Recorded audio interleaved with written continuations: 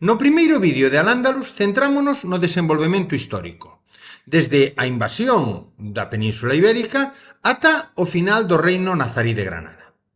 Continuamos agora a historia de Al-Ándalus analizando a súa sociedade e a súa economía. O carácter aberto e comercial de Al-Ándalus fixo que a sociedade que vivía neste reino musulmán da Península Ibérica fose moi heteroxénea, é dicir, que houbese moitos tipos de culturas convivindo dentro do mesmo reino. O grupo máis poderoso eran os conquistadores e os seus descendentes, aínda que non todos eran iguais. Dentro do grupo dos conquistadores encontramos un grupo minoritario, de orixe árabe, que reservaron para eles as mellores terras e os mellores cargos de goberno. Outro grupo de conquistadores son os bérberes, que procedían do norte de África. Eran moito máis numerosos, pero ocuparon unha posición inferior e non obtiveron tantos beneficios da conquista. O resto da poboación organizábase seguindo criterios religiosos. A maioría dos habitantes de Al-Ándalus non eran nin árabes nin bérberes. Eran muladís, xa que así se lles chamou aos antigos cristiáns que adoptaron a relixión, a lingua e os costumes do Islán. Podemos preguntarnos por que hai cristiáns que se converten ao Islán? Pois cambian de relixión, porque así van a toparse cunha serie de vantaxes, tanto dentro da sociedade como na economía deste reino musulmán. Os nobres poden conservar as súas propiedades e a súa posición social, e o resto da poboación evitaba o pago de impostos que si teñen que pagar os que non se converten. A pesar diso, non todos os cristiáns se converteron ao Islán. Eses son os mozárabes. Os mozárabes son cristiáns que continuaron practicando a súa relixión. Como dicíamos antes, pagaban impostos. Tras séculos de dominación árabe, van a acabar falando a súa lingua, compartindo os seus costumes, aínda que van a seguir mantendo o rito cristián. Por último, temos que saber que dentro da sociedade andalusí vamos a toparnos tamén cos xudeus, que son unha minoría, que vai manter un gran poder económico, debido á súa dedicación ao comercio e á banca. Van vivir en barrios separados que se chaman xudarías. Non debemos esquecernos que dentro da sociedade de Al-Ándalus unha parte moi importante son as mulleres, que estaban sometidas á autoridade do pai ou do marido. As mulleres de Al-Ándalus gozaban de maior liberdade ca outras do mundo islámico. Outro nivel máis baixo da sociedade era a dos escravos. Unha vez vistas as características da sociedade andalusí, con este abanico de culturas diferentes que convivían de forma relativamente pacífica, imos a pasar a estudar a economía. Cales eran as principais actividades económicas de Al-Ándalus? A primeira delas, debido ás condicións do sur da Península Ibérica, é a agricultura, a que se dedicaba a maior parte da poboación andalusí.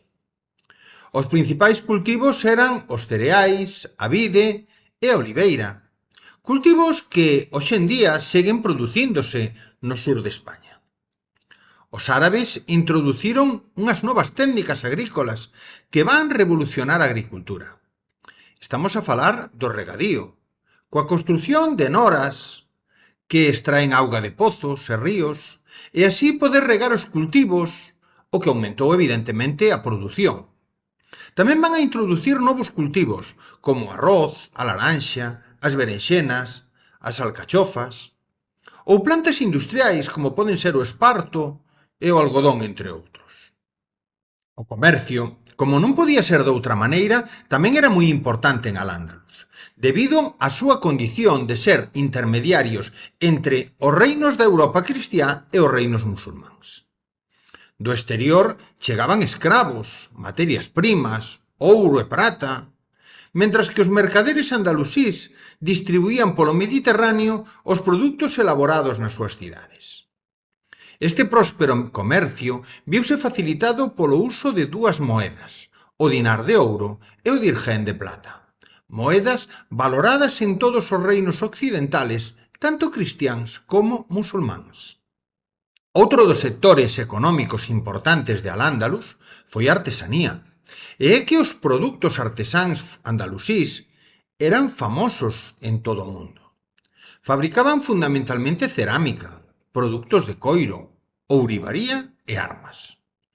Os artesáns xuntábanse por barrios, de modo que había un barrio de curtidores, o dos tecedores, o dos oleiros, entre outros barrios. Os zocos eran mercados onde se compraban e vendían produtos, situados normalmente na praza do centro da cidade. Aínda que a maior parte da poboación de Al-Ándalus vivía no campo, as cidades andalusís tuveron grande importancia.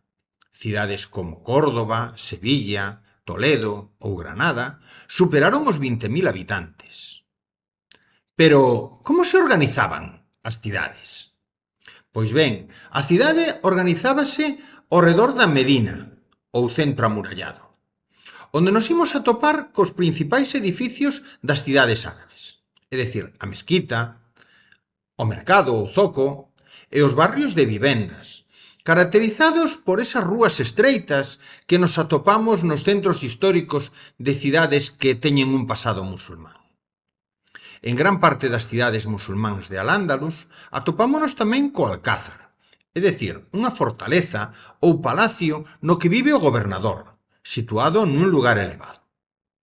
As grandes cidades contaban con rede de sumidoiros, xardíns e fontes públicas con auga potable.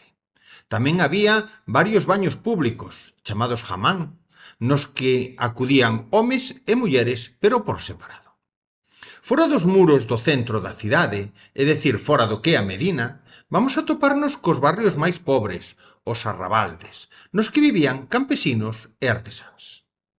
Así mesmo, tamén fora do centro histórico da cidade, vamos a toparnos coas xuderías ou barrios de xudeus. As vivendas tiñan poucas ventás, que normalmente estaban cubertas por celosías. Organizábanse arredor dun patio e a maioría tiñan 2 pisos. No piso inferior había salóns para as visitas e dormitorios para a familia e os sirventes. A planta superior adoitaba estar reservada para as mulleres. E con este repaso á sociedade e á economía de Al-Ándalus, chegamos ao final deste vídeo.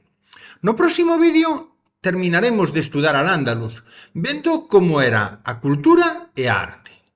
Vémonos no seguinte vídeo.